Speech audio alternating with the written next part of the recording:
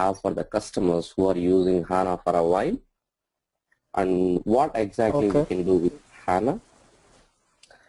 And we are going to talk about the course content and the next steps.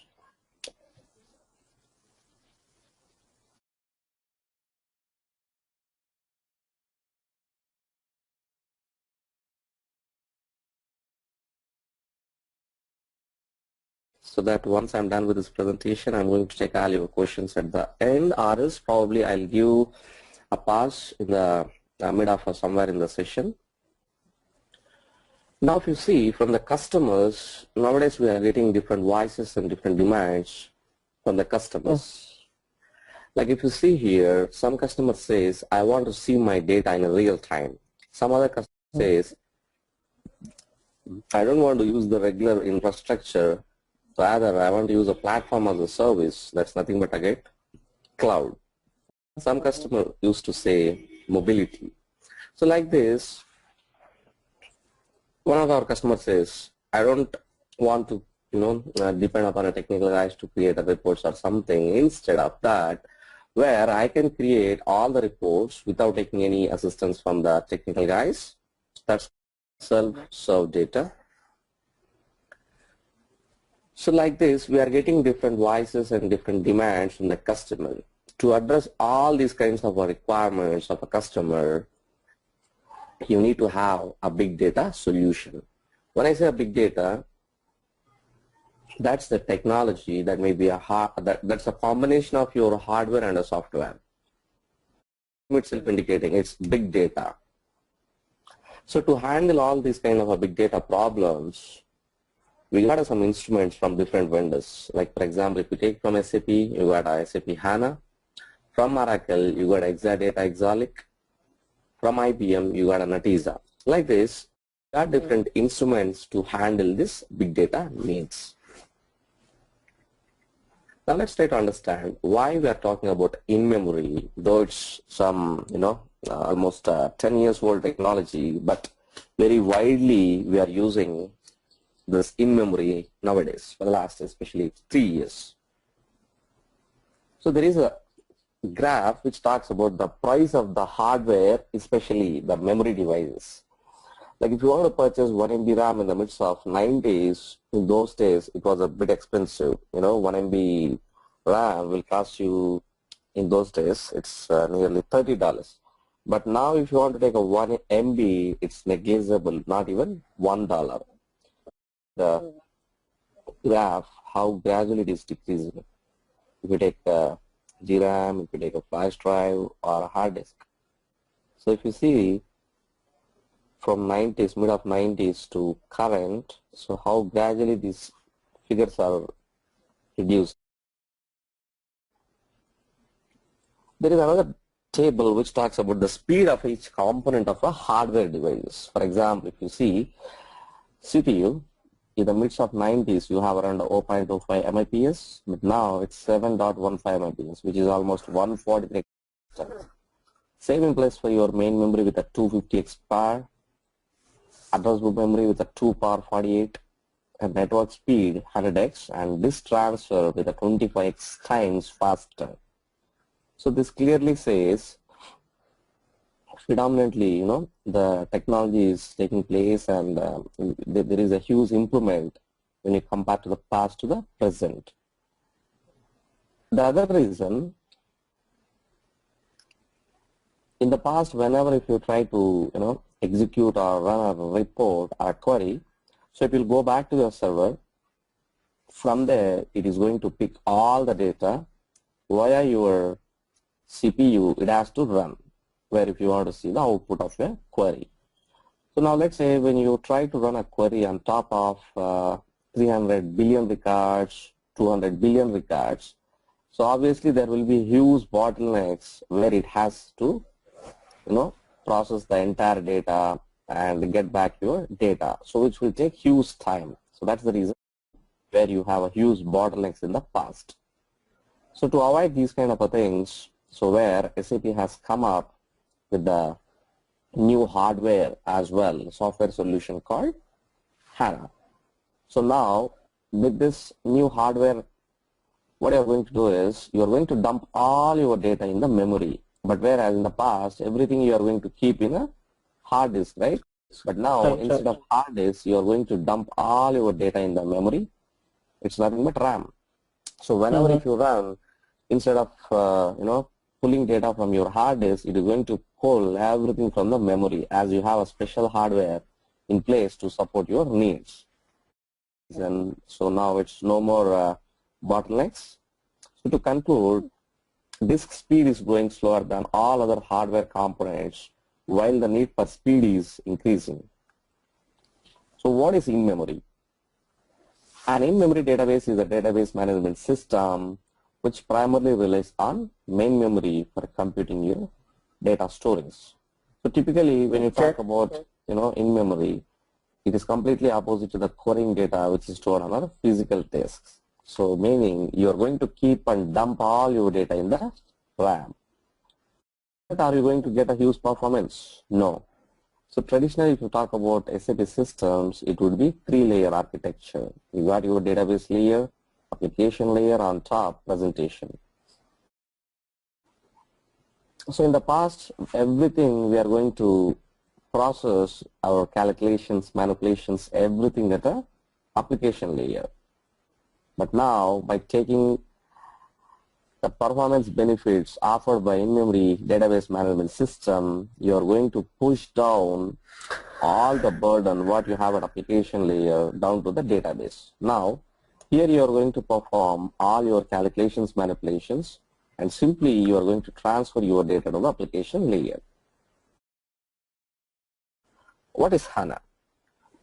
HANA is basically a database, and not only a regular database, it's an in-memory database as well, an analytic appliance, and moreover nowadays HANA is a platform.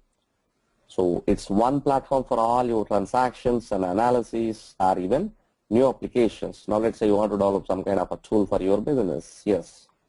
So HANA is some kind of a platform. On top of that you can develop whatever application you want.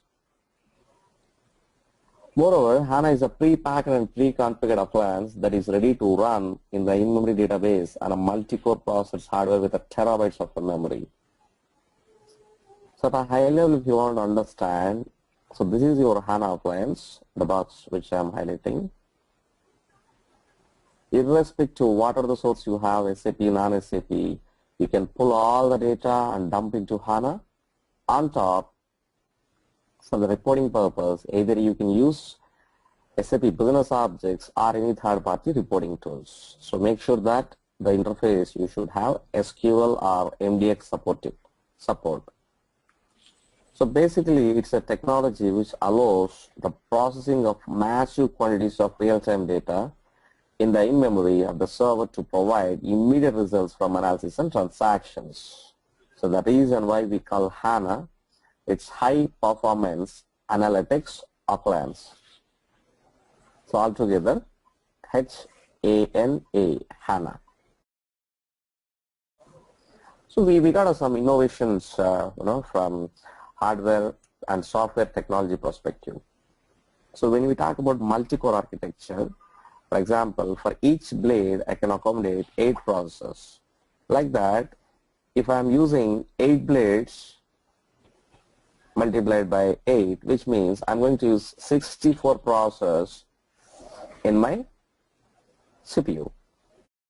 So you are going to increase your hardware components or hardware configuration.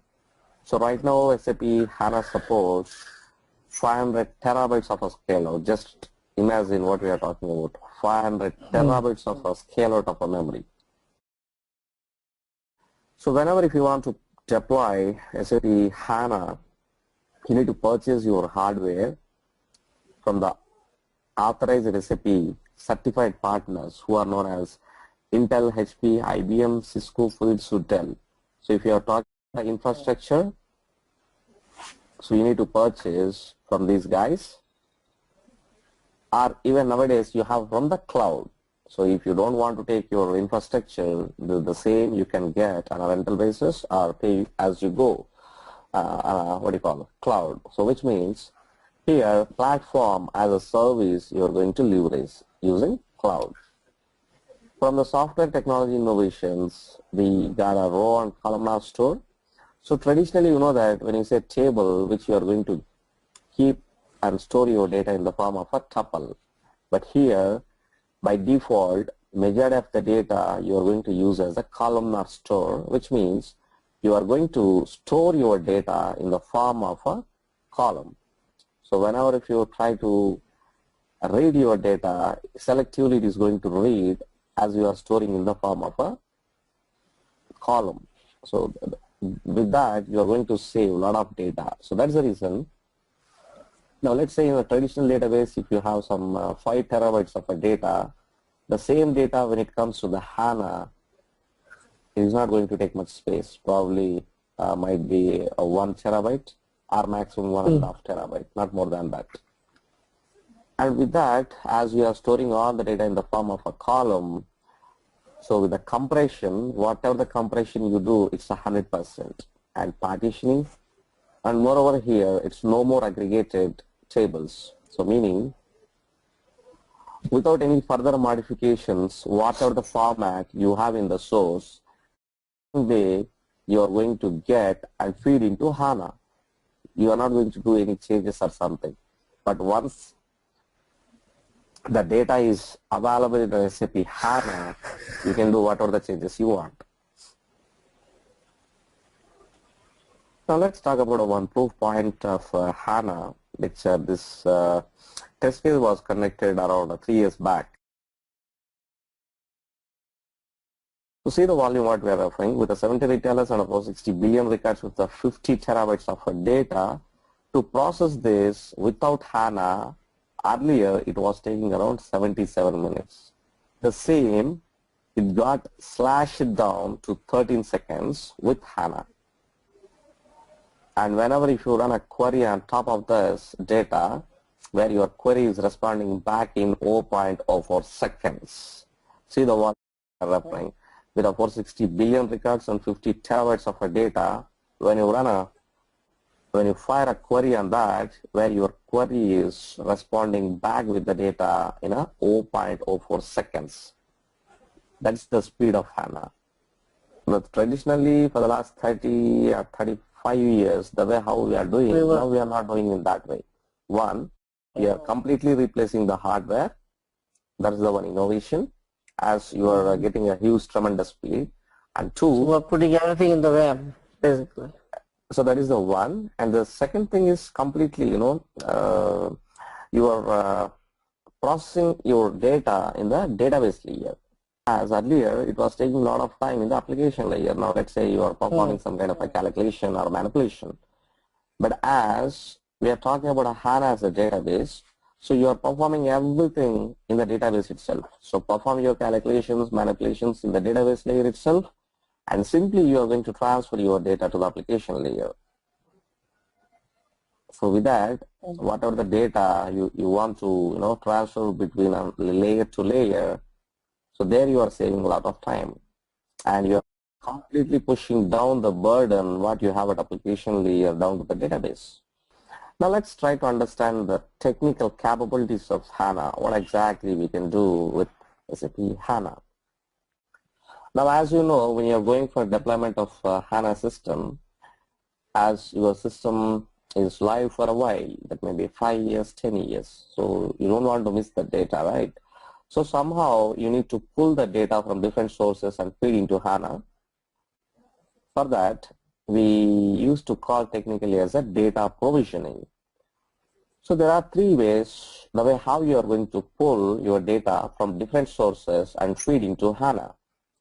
The first option what we have is technically we call it as a trigger-based replication. So irrespective whether you have a source as a SAP or non-SAP system, so you are going to do some kind of a configuration. With that, you are going to pull all the data from source to HANA, which is a real time, no more waiting time. Now let's say you got some 2 transactions happen, so the same data would be available immediately in HANA database for your further processings. probably you can use for analytics purpose or from any different purposes. You can use the way how you want. The second method we call as a ETL based replication. Here you are going to use a tool called BODS, which is an ETL, extraction transformation loading tool.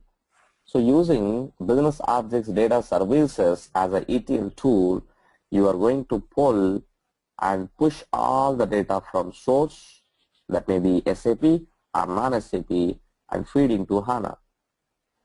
And the third, which we call as a log-based application. So whenever if you do any changes for your database, it will be captured as in the form of logs, redo logs, undo logs.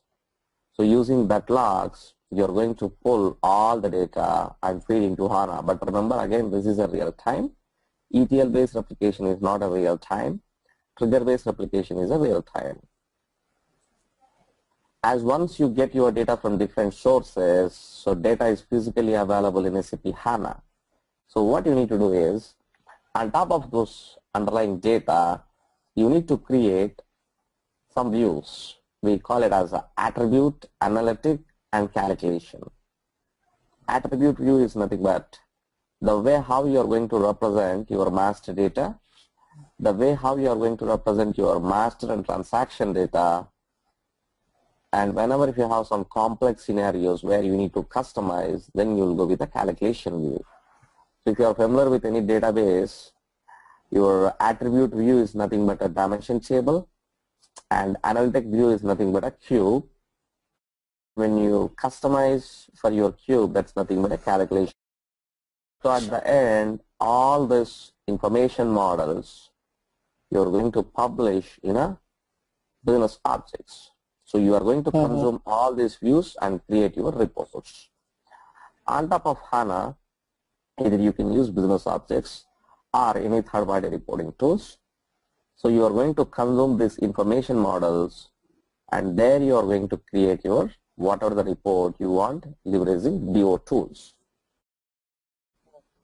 Now today's situation, when you talk about a classical enterprise data warehouse solution, we are running all our SAP systems on top of some traditional database. So now, if you see, we are in, for a couple of customers, we already replaced the traditional database with HANA, and on top, we are running our SAP systems. And going forward, the vision of SAP is to have one common database, and on top, you can run multiple SAP, non-SAP systems. So that's the vision of SAP. Now, when you talk about the roadmap of SAP HANA, which started with HANA 1.0 with the support pack 1, 2, 3. When you got SP3, this feature is enabled, meaning for SAP BW, I can use HANA as a primary database or even secondary database. And after that, we got SP4, SP5. When we have SP5 in place, the same option is available for Business Suite. And right now, the latest version is SP7. And we're expecting HANA 2.0 to be released very soon.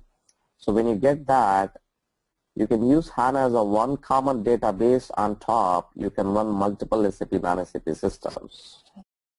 So with that, if you talk about the EDW equations, so today, when you say enterprise data warehouse is equals to RDBMS plus X, remember HANA is going to replace your traditional database management system, not a BW.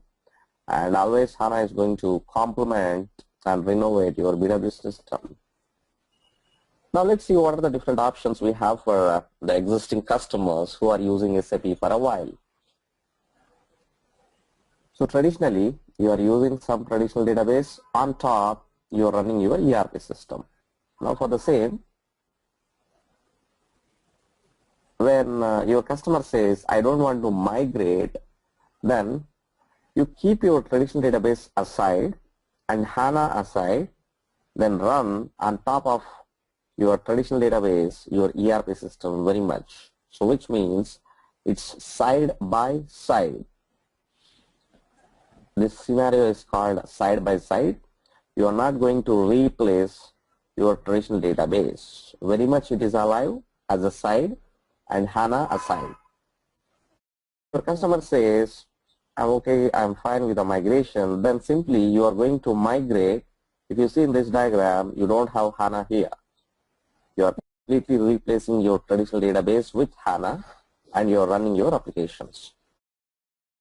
So this one we call as a on top scenario, and this one we call it as a side-by-side scenario.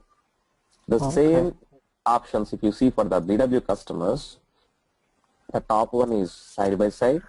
You are keeping your HANA aside, BW aside. But down, if you see here, before going for migration, the first thing what you need to do is you need to upgrade your older version to the latest version and then start migrating your traditional database to HANA. See that? This is on top scenario, this is side-by-side scenario.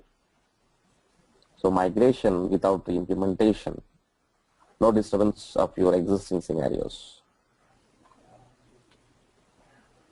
So when you talk about the landscape level, so you are going to use one application called HANA Studio or in-memory computing studio.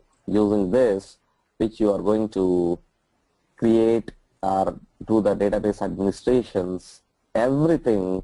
When you typically talk about the administration activities, modeling activities with SAP HANA Studio. So this is your HANA database, and these are your business objects reporting tools, and these are your source system. So at a high level, at a nutshell, this is your landscape, how it looks like.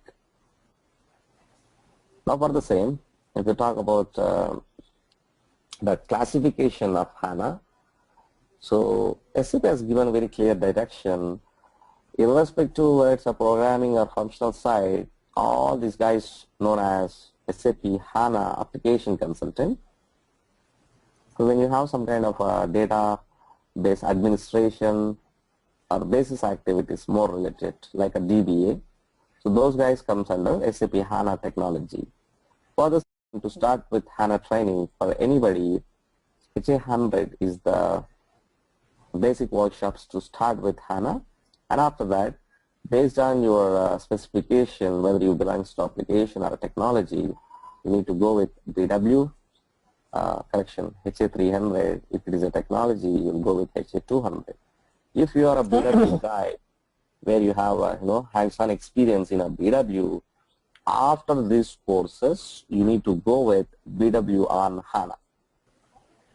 So for all the sessions, we have everything in place. So the presentations, the assignments, everything we have in place. For example, if we talk about some exercises which you need to practice purpose, so like this, I made it everything ready-madely, just you need to use it and do practice. Okay, that's good. See that?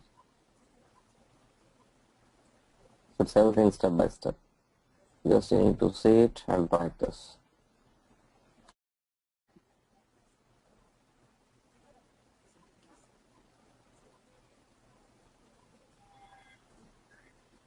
Okay, let me show you the content.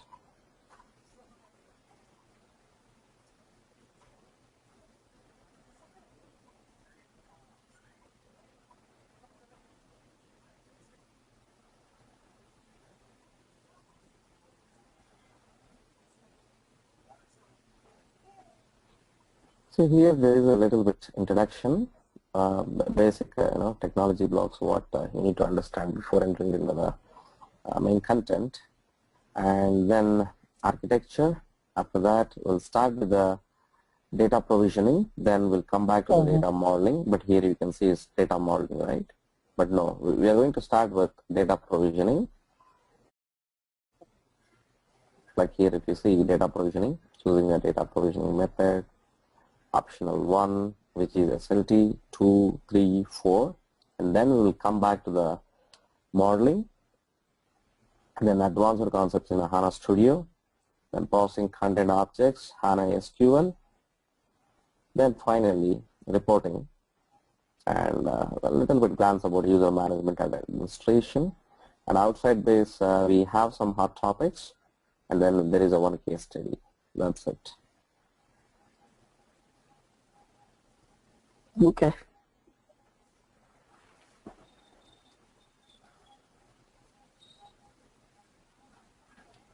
Yeah. Do you have any questions on it? No, that's it.